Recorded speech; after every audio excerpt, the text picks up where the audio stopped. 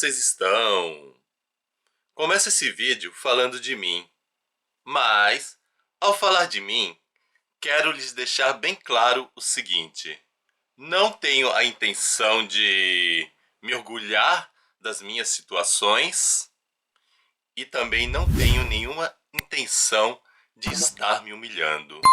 Ao falar de mim, ao conversar sobre as minhas ações, a minha única vontade, o meu único desejo é simplesmente explicitar uma situação ou situações em que vocês ou outras pessoas possam se identificar. Em resumo, o que eu quero fazer é mostrar que determinadas situações da vida de um leitor, elas podem ser vividas por outros leitores. Ao mesmo tempo que nós temos coisas diferentes, nós também podemos ter muitas coisas iguais. Então, nesse sentido, a vida de leitor, ou também outros tipos de vidas, e quando eu digo outros tipos de vidas, outras áreas, nós podemos ter semelhanças e isso faz parte do ser humano. O ser humano é uma criatura, eu acho que também todas as criaturas são assim, só que no ser humano fica mais fácil perceber isso. O ser humano é uma criatura que ele traz muitas semelhanças, muitas coisas bem parecidas, que às vezes dá a impressão que é tudo a mesma coisa, mas ao mesmo tempo o ser humano vai trazendo situações diferentes que mostram que ele tem uma certa característica de ser único. E muitas vezes também essa coisa de ser único, esse lance do ser único, é algo super valorizado na nossa sociedade. O importante é você saber que você é uma única pessoa, que você é diferente dos outros, que você não é igual. Como se tivesse algum problema nós termos semelhanças, e não é bem assim.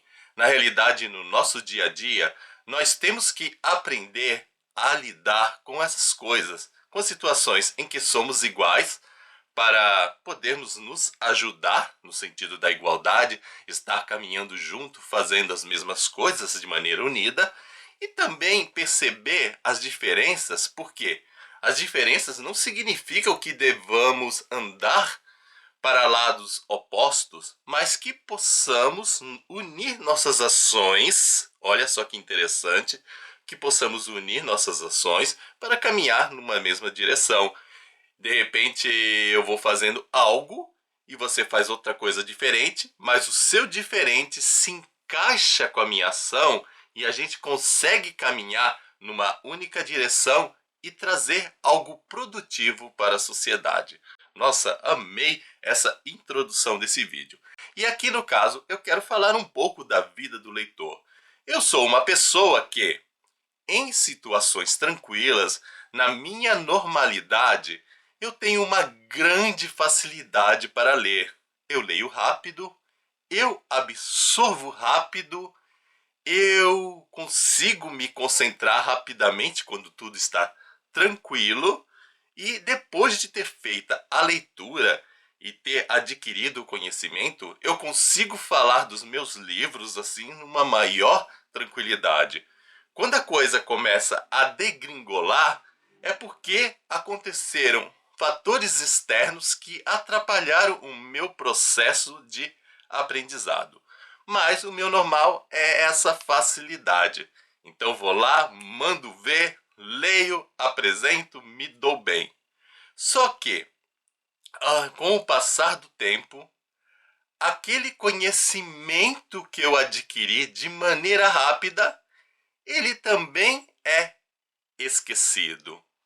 E muitas vezes, por conta disso, por esquecer, por não manter aquelas ideias na minha mente, as pessoas começam a meio que desvalorizar essa minha capacidade de ser rápido, dizendo: que adiantou você ler, sendo que você se esqueceu? O importante não é um número alto de leituras. O importante é a qualidade, é manter na memória. Essa é a minha situação. Agora, existem pessoas que leem, elas não conseguem se concentrar e não conseguem também absorver e automaticamente, eu não posso nem dizer que elas se esquecem, mas que elas nem aprenderam. Ou algumas vezes elas aprenderam um pouco, pegaram uma parcela muito pequena do livro, daquele conhecimento, aprenderam aquilo, mas se esqueceram. No final das contas, tanto essas pessoas que leram mais devagar ou que não se concentraram acabam se igualando a mim. No final das contas, todos nós esquecemos. Então aquele conhecimento ele fica deixado para escanteio. E por essas coisas começam a surgir sugestões de lidar com todos esses problemas que são relativos ao esquecimento. E quais são essas formas de lidar com essas questões relativas ao esquecimento? Primeira coisa, ler mais devagar. Então, as pessoas dizem, se você lê muito rápido, automaticamente você vai ter várias informações e não vai acabar se aprofundando em nenhuma, e você tem que ler mais devagar.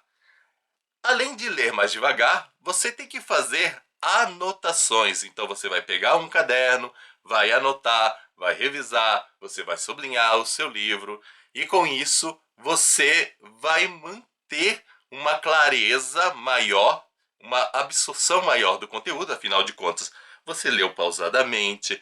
Quando você não entendeu, você simplesmente revisou, releu até entender, para poder passar para o próximo parágrafo, você sublinhou, você pegou o seu caderninho e escreveu aquele texto com as suas próprias palavras, ou você tentou reproduzir com as mesmas palavras, desde que você tenha um entendimento daquele vocabulário.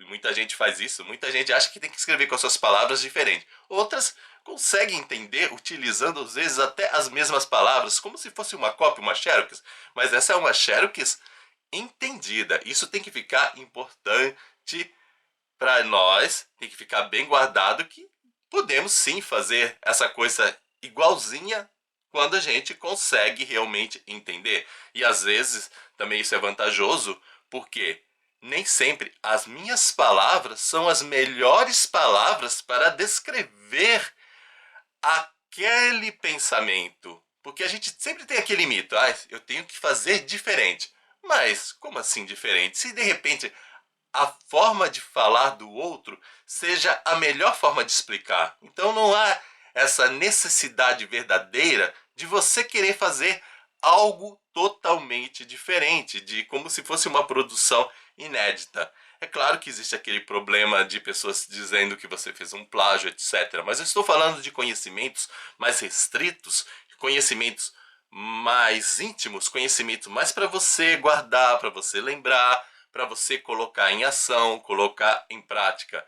Evidentemente, numa palestra, sempre é bom quando você utilizar as mesmas palavras, você citar. Segundo Freud, a coisa é assim. Segundo Aristóteles, o ser humano caminha desse jeito.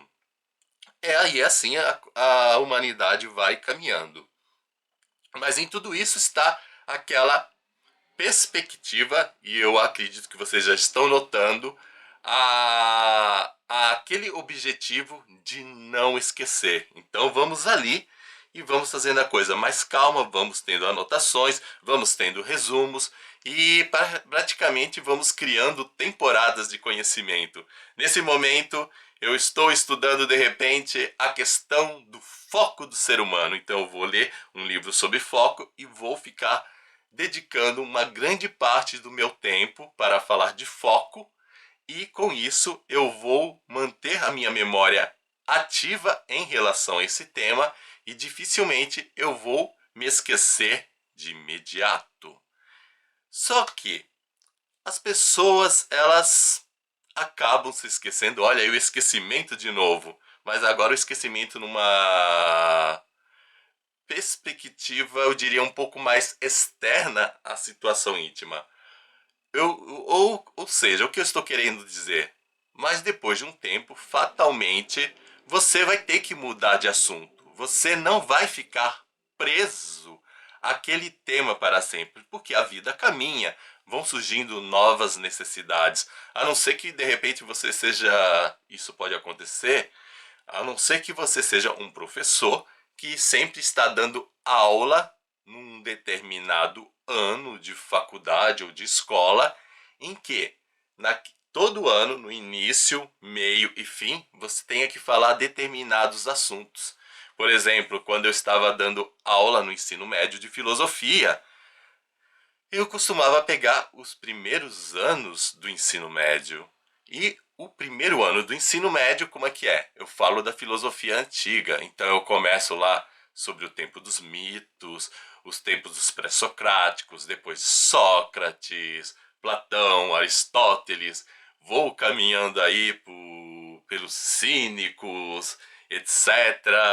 E olha, nem me lembro mais por onde eu caminhava, porque faz tempo que eu não estou exercendo a minha atividade como professor de filosofia. Esqueci tudo? Não. Na realidade, quando você esquece, você nunca se esquece de tudo. Sempre fica um detalhezinho na sua mente. Algumas pessoas ficam com detalhes maiores, outras pessoas ficam com detalhes um pouco menores, mas o esquecimento total não fica. Mas enfim, o fato de ficar dando aula todo ano para aquela série, etc., acaba fazendo com que a minha memória ela fique mais ativa em relação àqueles temas. E mesmo assim, depois de um tempo, o que acontece? A gente se esquece. O que eu quero dizer é que essa coisa aí de você ficar achando que não vai esquecer porque leu mais devagar, gente, isso só vai ocorrer se você revisar. Não adianta você ter um caderno ali, todas as anotações, o resumo. O resumo pode ajudar, ele pode te facilitar a fazer uma consulta. E no lugar de você pegar e ler o livro inteiro, você já vai no resumo aí, fica mais prático para você entender.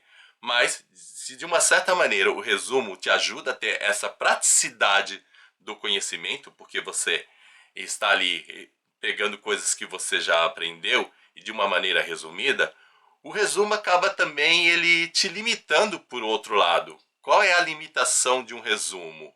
Simplesmente você acaba não criando novos conhecimentos porque você só está trabalhando com aquelas ideias concentradas. Algumas vezes, depois de um tempo, é importante você deixar os seus resumos antigos de lado, voltar às origens e ler tudo para que surjam novas ideias. Eu, por exemplo, já no campo da espiritualidade, o campo da Bíblia, eu noto que algumas pessoas, elas costumam sublinhar a Bíblia. Algumas não fazem isso porque acham que a Bíblia é um livro assim muito sagrado que não pode manchar, etc. Mas tem algumas pessoas que elas não veem nenhum mal, elas sublinham certos trechos da Bíblia, elas estudam a Bíblia e marcam aqueles textos significantes. Eu, no caso, não sublinho a Bíblia. E não é pelo fato que eu não gosto de sublinhar livros. Eu tenho realmente um verdadeiro horror a ter livros sublinhados. Eu faço isso? Faço de vez em quando. Mas me incomoda a questão de estar sublinhando. E não é por uma questão de ser sagrado ou não. Me incomoda o fator visual de ter um livro riscado. É essa a minha verdade. Mas no caso da Bíblia, eu poderia dizer que eu vou um pouco mais além. Eu não sublinho, porque para mim, a palavra de Deus, a minha experiência religiosa, ela sempre tem que me trazer algo novo. Ela sempre tem que estar se renovando. Então, quando eu sublinho, eu já fiz isso também de sublinhar, eu já fiz a experimentação de sublinhar uma Bíblia que eu tive. O que acontecia? Eu ficava só batendo o olho naqueles mesmos trechos e eu não sentia uma evolução espiritual na minha questão de religiosidade. Eu não sentia nada disso, eu não sentia que eu estava crescendo. Então, para mim era muito importante ter uma Bíblia o mais a Bíblia mais limpa possível, gente. É isso. Para que eu possa ter sempre um aprendizado diferente. E com os livros eu funciono da mesma forma.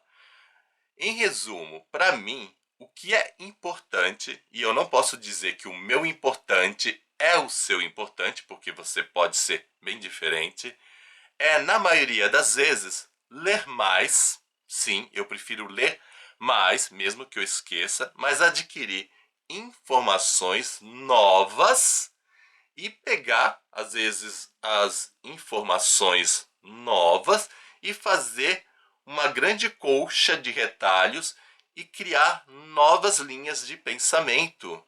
Eu não estou muito preocupado em reproduzir o pensamento, por exemplo, quando se fala em filosofia. É só falar do pensamento de Platão. Só falar do pensamento de Sócrates. Ou pegar um filósofo um pouco mais contemporâneo, falar só do pensamento do Bauman, a filosofia líquida. Eu não estou interessado nisso. Eu gosto de ter um grande conjunto de ideias. Vou esquecer? Vou esquecer sim. Não vou mentir. Mas aquele prazer, aquele trabalho, aquele lapidar por um determinado tempo, para mim, mesmo esquecendo, eu não considero como uma leitura sem qualidade. Para mim, a qualidade está em ter essa diversidade, essa quantidade de informações, e essa quantidade de informações me ajuda a ver o mundo sobre várias perspectivas diferentes ao mesmo tempo. Para mim, é um fator enriquecedor. Mas eu confesso também que existiram fases na minha vida em que eu precisei fazer a coisa mais pausada. Surgiram situações e o exemplo já foi dado. A questão de ser um professor de filosofia, eu precisava ficar falando daquele mesmo assunto. Na igreja, eu cheguei a dar aula de catequese, formação para crianças, colocando para elas a doutrina católica. Então eu tinha que realmente ler menos, mas pegar, ler repetidamente, às vezes os mesmos livros, para dar aqueles ensinamentos certinhos da doutrina católica. Em resumo, gente, na prática, na vida de vocês, essa questão de estar lendo mais ou lendo menos depende da situação da sua vida, das suas necessidades. Se você acha que para você é mais valioso ler menos e manter aquela lembrança, aquele conhecimento na sua mente a um prazo maior, faça isso, leia devagar, faça suas anotações, revise sempre aqueles mesmos textos, não procure livros novos e se concentre naquelas leituras num número menor para você manter, porque é interessante para você agir dessa forma. Mas se você for uma pessoa semelhante ao meu ser, a minha forma de lidar, será mais interessante você ler várias coisas, procurar vários conhecimentos e meio que descartar, sabe? Eu tô sempre querendo novidades nos campos da leitura, tô sempre querendo, né, novas leituras. Então, até nesse sentido, para mim, de repente esquecer é uma bênção, porque eu tô me esquecendo, é como se eu jogasse fora aquelas ideias antigas, porque naquele momento elas não estão me servindo mais, e simplesmente agora eu estou ocupando a minha mente com novas ideias, com novas possibilidades. E às vezes as novas ideias não são tão novas assim. O que eu quero dizer com isso? Que simplesmente eu posso ter descartado ideias que eu aprendi agora e voltar a pegar ideias de livros antigos que eu li ali bem no início da minha vida e trazer de novo. Só que por mais que eu pegue ideias antigas, ideias repetidas, ideias com as quais eu trabalhei, essas ideias sempre trazem um frescor. Elas sempre vão trazer algo diferente. Ler, por exemplo, eu vou falar de agora da literatura. Eu li Feliz Ano Velho na adolescência e li Feliz Ano Velho recentemente, aqui ó, na fase dos 40. E quando eu li Feliz Ano Velho, eu não tive a mesma experiência agradável que eu tive na adolescência. E muita gente vai dizer, isso também faz parte do ser humano. Ah, eu preferia nesse caso nem ter lido, para manter a memória afetiva.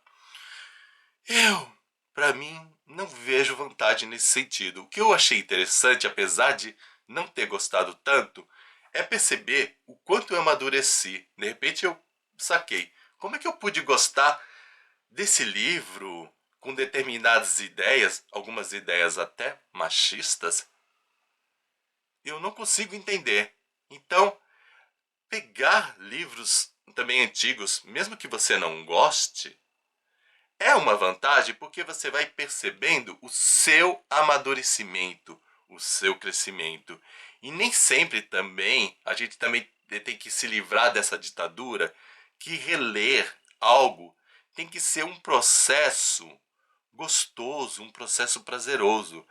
Às vezes é interessante reler para ter prazer, mas às vezes também é importante entender que a leitura ela não pode ficar limitada pelo prazer. Às vezes o importante é a informação, mesmo que essa informação ela seja dolorosa para você, mas a busca da verdade nem sempre é algo tranquilo.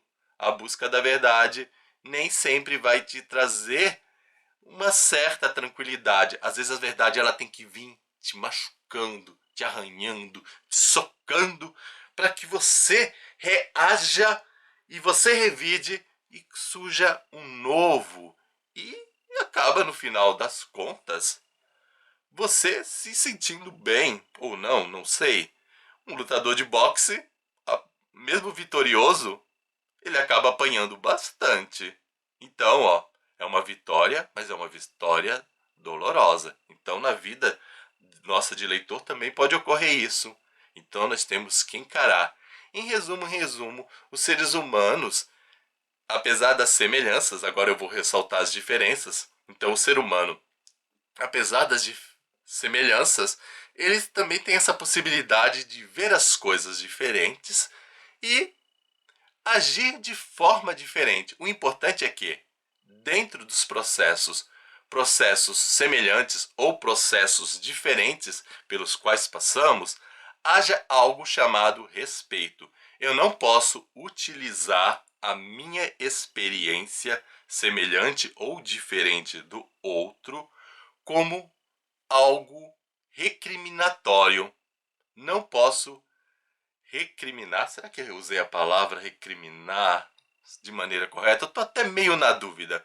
Mas eu acho que vocês estão entendendo o que eu quero dizer. Eu não posso utilizar as minhas experiências. Eu acho que discriminar talvez seja a melhor palavra. Eu não posso utilizar a minha experiência para discriminar, para desvalorizar. Desvalorizar é uma palavra correta. Olha como a gente vai aperfeiçoando aí a nossa fala. Então eu não posso usar nada do que eu uso para mim como forma de desvalorizar a figura do outro. Há de se ter respeito, há de deixar o outro livre, há de colocar limites para o meu espaço e o espaço do outro. E às vezes nós podemos também conviver no mesmo espaço sem nenhum problema. E é isso que é a vida. E é isso que faz parte aí dos processos de leitura. Agora diz aí para mim, diante de todas essas coisas que eu abordei, o que você prefere para a sua vida? Fazer várias leituras assim e esquecendo de maneira mais rápida, mas sempre estar renovando as suas ideias? Ou você prefere se deter num livro por um prolongado tempo, manter essa memória de uma maneira mais duradoura? Qual é a sua opção?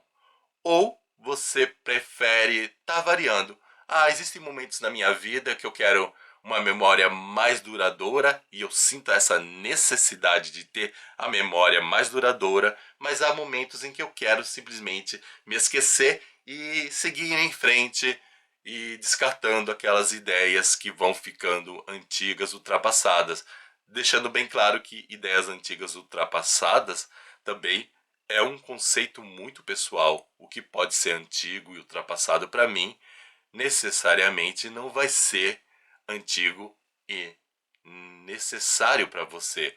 Até também temos a questão do novo. O que é muito novo para mim, o que vem com um frescor, já pode ser um conhecimento bem antigo, bem batido para você diante das experiências significativas, ó, quase que não saiu a palavra, diante das experiências significativas da sua vida. É isso, gente. E aí, vão me responder aí? Eu tô bem ansioso para saber a resposta de vocês em relação a esses processos. E eu estou gostando dessa minha fase, que não está simplesmente sendo uma fase de explicitar a leitura de um livro específico, mas comentar, falar de experiências literárias. Isso é uma fase. Até quanto vai durar essa fase? Olha, para mim é um enigma. Eu sou uma pessoa que nem eu mesmo me entendo. Aliás, quem se entende no mundo de hoje? Então, eu não sei o que está acontecendo, mas que eu estou gostando dessa experiência de explicar os meus processos de conhecimento, aí para ser mais chique, de falar da minha epistemologia. Olha, me senti agora, gente. Mas brincadeira, gente, eu não sou assim, esse tipo exibido. Quer dizer, às vezes não sou, às vezes sou. Mas faz parte. Mas de qualquer forma, eu nunca sou de uma pessoa de ficar querendo ferir o outro, de esmigalhar, de fazer o outro sofrer.